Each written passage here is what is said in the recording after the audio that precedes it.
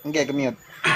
Gimana, gimana? Aman. Siap, siap. Aman, aman. Jadi untuk menjaga dan eh, marwah para ulama-ulama sepuh kami di Nusantara dan juga bahkan guru saya Syed Muhammad bin Alawi Al-Maliki Al-Hasani yang sudah diseret oleh kaum Ba'alawi itu kepada bukunya mereka keabsahan nasab Ba'alawi itu, eh, kami kemarin mengkaji kitab mereka apakah kitab tersebut menjadi petunjuk untuk menguatkan atau mengisbat nasab mereka.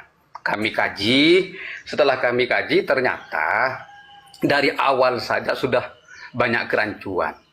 Di antaranya penukilan ibarah dari kitab Rosail dari bab subutun nasab itu ibarahnya sudah salah satu. Uh, dan ibarah itu wa yasbutun nasab bil alamatil wadihat wal bayyinatis sabitat wa yasbunu bisyubuhat itu di kitab mereka, silahkan dicek. uh, yang benar wala yasbutu bisyubuhat itu yang benar. Ini satu catatan bagi saya untuk meluruskan. Terus yang kedua, mereka itu terus mengutip lanjutan ibarah tersebut tentang metode atau turuk isbatin nasab. Mulai dari Suhra wal Istifadhah sampai kitab Zazaman dan Iqrarul Qabilah terus sampai ke 6 yang dikutip dalam kitab Rasail itu sudah benar, tapi mereka itu salah mengaplikasikannya, ya, pengaplikasian yang salah. Kenapa saya bilang pengaplikasian yang salah? Karena mereka itu bertahan di Suhra wal Istifadhah dalam metode isbat nasab mereka. Sedangkan Suhra wal Istifadhahnya mereka itu tidak memenuhi syarat. Dalam Suhra wal Istifadhah ada syaratnya 4. Ini sering Wafi katakan kepada di komal-komalnya atau di media bahwa ini bukan syurut tapi turuk, katanya Wafi. Oke, ini bukan syurut tapi turuk, tapi likulli turukin syurut. Jadi bagi setiap turuk atau metode itu pasti ada syarat-syaratnya yang harus dipenuhi. Di antara syarat-syarat Suhra wal Istifadhah itu alla takuna mustahdatsatan. Hendaknya Suhra wal Istifadhah itu tidak baru. Kalau di kitab Rosail itu bisa kalian baca kalau punya PDF-nya itu kidamun nisbah. Jadi lamanya penisbatan nasab. Artinya harus kuno bukan baru. Baik. Ini yang membatalkan isbat nasabnya Ba'alawi. Makanya di buku ini kami luruskan apa yang salah dari mereka dan kami perbaiki salah pengaplikasian kaidah ilmu nasab bagi mereka, dan di sini juga kami menjawab tentang penyeretan mereka terhadap kiai-kiai sepuh kita, di antaranya Hadratus Syekh Kiai Hasyim Asy'ari yang katanya itu mengisbat nasab mereka. Di sini kami jawab, Kiai Hasyim Asy'ari itu bukan dalam konteks pengisbatan nasab. Karena kalau itu pengisbatan nasab, pertama, beliau akan mengutip metodenya atau turuknya. Satu. Terus yang kedua, di konotasi Hadratus Syekh Kiai Hasyim Asy'ari itu beliau bukan hanya menyebutkan penulis Sulam At-Taufik, tidak. Di situ beliau juga menyebutkan penulis Ihya Ulumuddin, yaitu Al-Imam Ghazali, dan beliau juga menyebutkan As-Sayyid Al-Imam Ghazali. Kalau memang itu dianggap isbat, maka Imam Ghazali juga dzurriyyah Nabi, karena di situ menyebut As-Sayyid Al-Imam Ghazali. Jadi simpelnya, di sini kata-kata Sayyid, bahasa Sayyid itu adalah lughawiyan, laisa istilahian. Ini jadi lughawi secara bahasa saja, bukan secara istilah bahwa itu Habib atau bukan Habib, bahwa itu Sayyid dzurriyyah baginda Nabi besar Muhammad sallallahu alaihi wasallam. Ini untuk menjawab penyeretan nama besar Hadratus Syekh Kiai Hasyim Asy'ari. Biar jelas teman-teman, biar mereka nggak nyeret framing kiai-kiai kita yang sepuh. Nah, di penyeretan nama Sayyid Muhammad bin Alawi Al-Maliki, guru saya, itu tentang hubungan silah keilmuan, sanad keilmuan. kemudian sama mereka dianggap isbat. Nah, jadi kami juga jawab pengakuan para ulama, ini bukan isbat, hanya sebatas pengakuan. Atau penyebutan sayyid itu juga bukan isbat, itu hanya sebatas penyebutan saja. Isbat itu harus disertakan dengan metodenya kalau memang itu isbat. Seperti itu. Jadi di sini jelas juga penyebutan nasabah yang diklaim oleh mereka kami jawab satu persatu. Dan semua yang ada di buku itu insya Allah kami jawab satu persatu. Bagian yang tidak penting kami abaikan. Juga framing terhadap Imat yang berjudul Imaduddin menjiplak tokoh orientalis dan tokoh ulama non aswaja, ya. Non aswaja banyak, Wahabi, Syiah, apa gitu. Kami jawab dan kami luruskan. Kembali mereka mengutip disclaimer bab sebutin nasab itu dan kembali salah lagi. Jadi wa yasbutun nasab bil alamatil wadihat wa bil bayyinati tsabitat, di situ ditulis wa yasbutu bisyubuhat. Ini kalau tidak diluruskan akan menyesatkan umat. Kenapa saya bilang akan menyesatkan umat? Karena nanti kalau dibaca oleh kalangan santri, kaum santri yang bisa membaca bahasa Arab dan mengartikan bahasa Arab, maka mereka akan membaca dan mengartikan wa yasbutun nasab bisyubuhat. Nah, ini sesat. Bahwa nasab itu bisa diisbat dengan kesubhatan-kesubhatan. Ini sesat. Jadi semua nasab ini bisa diisbat dengan syubhat. Padahal tidak seperti itu. Wala yasbutun nasab bisyubuhat, itu yang asli. Nah, di situ kami juga jawab. Terus tentang kantor mereka terhadap Asy-Syajarah Al-Mubarakah, di buku ini sudah lengkap jawabannya. Nah, terus tentang kejahatan ilmiah yang dilakukan oleh mereka di buku Keabsahan Nasab Ba'alawi yang menyeret Said Saleh bin Syekh Abdul Qadir Al-Jailani sebagai pongkol wali songo dari Sunan Gunung Jati, Sunan Kudus, dan Sunan Giri. Ini sama mereka dianggap kasusnya sama seperti Ubed, tidak terverifikasi oleh kitab sezaman. Kami teliti, kami telaah, dan ternyata mereka melakukan kejahatan ilmiah dengan mengutip ibarah yang tidak lengkap. Jadi dikutip awalnya saja dari pernyataan Ibnu Najjar yang waktu itu menuliskan putra-putri Syekh Abdul Qadir Jailani yang banyaknya 48 dari putra dan putri dari salah satu putra Syekh Abdul Qadir Jailani yang bernama Abdul Razak. Nah, oleh karena itu kami jawab dan kami luruskan dan kami lengkapkan apa yang mereka buang. Nah, ternyata Sayyid Soleh itu putra ke-11 dari Syekh Abdul Qadir Jailani yang keturunannya itu sampai ke Sunan Gunung Jati, Sunan Kudus, dan Sunan Giri. Nah, bahkan Syekh Abdul Qadir Jailani itu dijuluki dengan Abu Soleh. Ini yang dibuang sama mereka. Ini yang dibatalkan sama mereka. Ini yang ditolak sama mereka.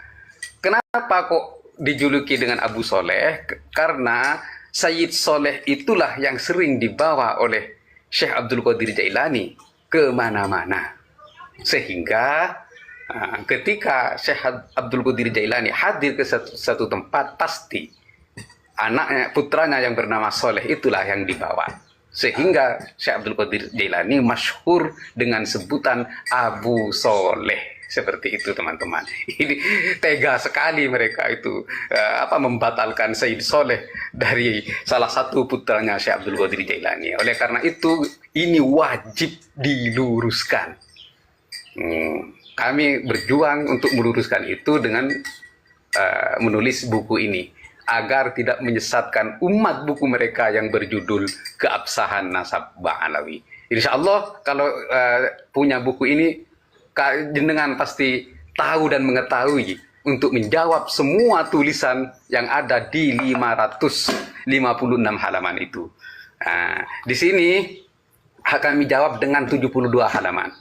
Karena yang lain banyak yang muter-muter mengulang-ulang ibarah, memutar-mutarkan fakta. Nah, jadi yang penting-penting kami jawab. Kami anggap buku itu yang apa ya, yang bagus lah, di sekitar 150 halaman. Setelahnya itu cuma muter-muter kayak terenggiling. Begitu teman-teman. Nih saya mau melanjutkan penulisan lagi. Siap. Berarti oke lah.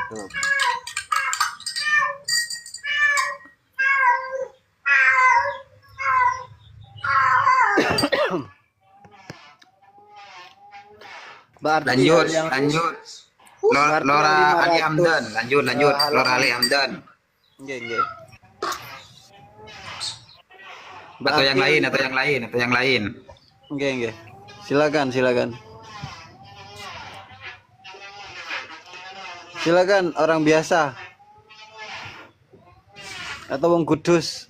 Siap. Langsung lanjutkan. Ya, ini kan sebenarnya apa yang dilakukan ke Ja'far termasuk Bang Ali ini sebenarnya kita harus dorong, kita harus syukuri hal-hal sedemikian rupa, bukan justru dibendung dengan alasan ketika berbeda pendapat dengan umpamanya dalam tanda kutip ya dianggap berbeda pendapat dengan ulama sepuh, padahal kan bukan seperti itu kan framing saja. Tetapi apapun namanya, seandainya berbeda pun kan itu tidak masalah sebenarnya, selama memang didasari ranah keilmuan gitu loh. Ini kan seakan-akan apa framingnya seperti itu. Oleh karenanya ya mudah-mudahan ke depan muncul lagi setelah berikutnya. Ini kan apa ya? Islam itu bukan akan berada sampai zaman sekarang saja, tetapi akan terus kan. Itu perlu perlu dikaji dan lain sebagainya, perlu juga ulama-ulama yang akan datang. Oleh karenanya ya ayo kita berpositif thinking saja. Jadi jangan ketika berbeda pendapat ya sebenarnya kan nggak masalah juga selama memang didasari dari ijtihad kita gitu loh. Tetapi kan yang jadi masalah seakan-akan langsung menyesatkan atau apalah kan nggak boleh seperti itu. Dan yang terjadi polemik ini ya mudah-mudahan akan segera selesai, dan tentunya ini nggak boleh dibiarkan dengan jalan kompromi. Ini yang perlu kita catat, karena kalau dikompromikan ini akan bisa menjadi PR bagi anak cucu kita di generasi yang akan datang. Belum lagi data yang berceceran zaman sekarang ya, baik di TikTok, di Facebook dan lain sebagainya, termasuk di YouTube, kan bukan tidak mungkin bisa meledak kembali kalau cuma sekedar diredam dengan cara kompromi. Oleh karenanya ini memang harus diselesaikan dengan tuntas tanpa menyisahkan PR dan clearan gitu penyelesaiannya. Harapan kita seperti itu. Dan mudah-mudahan segera selesai juga, biar masa kita akan berbicara ini selama sepanjang waktu gitu ya. Apalagi kita mau memasuki Indonesia Emas. Saya berharap sih ada langkah-langkah konkret dari pemerintah untuk masalah ini, karena ini nggak bisa dibiarkan saja terus, kan khawatir juga mengkristal, akhirnya timbul gesekan kan. Kalau sudah timbul gesekan, kalau nggak dilakukan langkah-langkah preventif kan ini harus diantisipasi betul. Meskipun kita percayalah pada aparat hukum kita tentunya sudah melakukan antisipasi dalam hal ini. Saya yakin seandainya pemerintah ini bisa melakukan langkah-langkah yang cukup komprehensif, bisa menurut saya, karena dengan segala dayanya pemerintah punya untuk itu gitu. Termasuk ketika mau mendatangkan para ahli nasab termasuk dari luar negeri, sehingga ini bisa selesai gitu loh.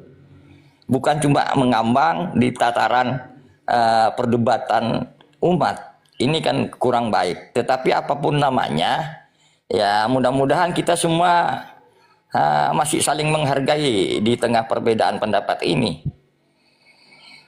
Ya, dan kita berharap para kiai, para alim juga ikut berpikir tentang hal ini dengan segala dayanya tentunya. Silakan Bang Wayang, itu sambal apa Bang Wayang ini? Izin Ki Sambal apa itu? Bahrullah. Ampun, saya mungkin bisa diturunkan dulu soalnya ada acara. Oh, siap. Mungkin semuanya assalamualaikum warahmatullahi wabarakatuh. Waalaikumsalam. Waalaikumsalam warahmatullahi wabarakatuh. Oh, Iki, siap. Jadi begini saudara, jadi ketika ada para muhibbin ataupun mengatakan caci maki itu biarkan saja. Sebenarnya mereka ingin mempelajari juga, gitu loh. Sebenarnya seperti itu. Jadi kita jangan apapun mereka mau mencaci maki atau bagaimanapun di sini para muhibbinnya itu jangan pernah kita pandang ataupun kita usir atau diblokir karena mereka sebenarnya ingin belajar, sebenarnya begitu aja. Karena apa? Mempelajari mereka ingin belajar yaitu dari kesalahan para tuanya yaitu Habib, ya kan? Saya perajin, aduh maaf ya perajin lah.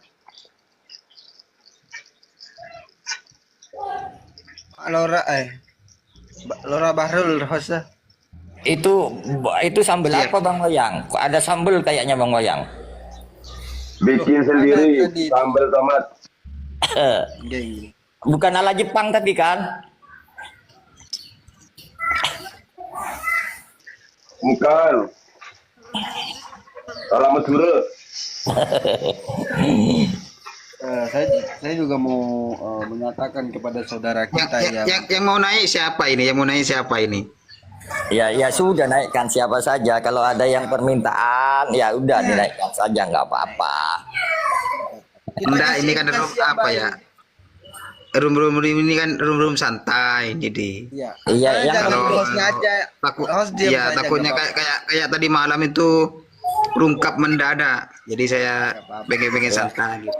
ya nggak apa-apa, dinaikkan saja selama masih kali panas sedikit nggak masalah dong, biar kita tidak ada caci dari tadi nih maki. gitu loh. Itu ya Iya. nggak apa-apa. Kalau ranahnya diskusi kan nggak masalah. Masalah Itu. hostnya apa namanya? Jangan sampai keluar bahasa yang kayak di komal-komal sebelah itu kan sering frontal lah bahasanya. Itu saya juga tidak sependapat dengan Ya, silakan. Kalau mau naik ya naikkan saja. Jenayah host. Ini 76 ini siapa ini 76 ini? Oh, itu dari bagian kita juga, dari bagian barisan kita juga. Orang Ngadibi 76 orang Ngadibi. Namanya 76.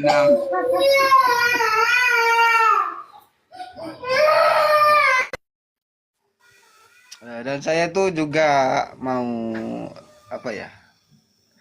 Mendoakanlah kepada teman-teman kita yang sekarang masih di barisan Ba'alawi, ya silakan kalian para muhibbin lah, nggak apa-apa. Kami tidak memaksa Anda mengikuti cara kami berpikir yang terlalu menggunakan keilmuan dan akal sehat yang nyata lah, yang bisa dibuktikan secara empiris lah.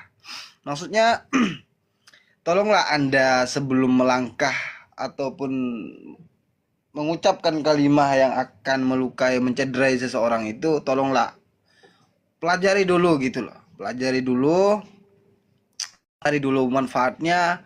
Kenapa sih kami ini begitu keras menarasikan ini kepada kalian, kepada masyarakat? Kenapa sih alasannya? Karena kami ini di barisan kalian. Kami ini menyuarakan kalian yang gelisah hatinya gitu loh. Mencari kebenaran jati diri kalian. Apakah kami ini salah mencintai? Apakah kami ini terlalu mencintai? Apakah kami ini berlebihan dalam memuja seorang yang katanya mereka zuriat Nabi, tapi nyatanya ini hanya sebuah dongeng yang dikarang oleh orang yang tidak bertanggung jawab, yang mengatasnamakan agama dan bertopengkan orang surban, yang bertopengkan surban, mengatasnamakan agama dan menjual nama Nabi yang paling suci, yaitu Nabi Muhammad SAW. Nah, dari sinilah kami nih di sini menyuarakan kalian. Marilah belajar gitu loh untuk mengkaji sesuatu. Jangan ikuti yang munafik gitu loh. Jangan ikuti yang munafik. Gitu. Kita fair-fairan saja sebagai manusiawi. Saya juga manusiawi, punya letak kesalahan yang banyak, tidak bisa dipungkiri. Gitu loh. Congormu sok pintar. Saya nggak pintar, saudaraku. Saya al-fakir sih, orang bodoh lah. Saya masih mau belajar begitu dalam memahami kalimat yang kalian ucapkan begitu loh. Katanya kalian cinta kepada keturunan Nabi Muhammad SAW, tapi bahasa tolong kalian diperbesar, Ros. dengan itu. Mohon maaf Bang Muhammad, tolong berbesar. Kalimat Anda tadi Bang Muhammad mengatakan lebih baik saling mencintai. Ini kan gini.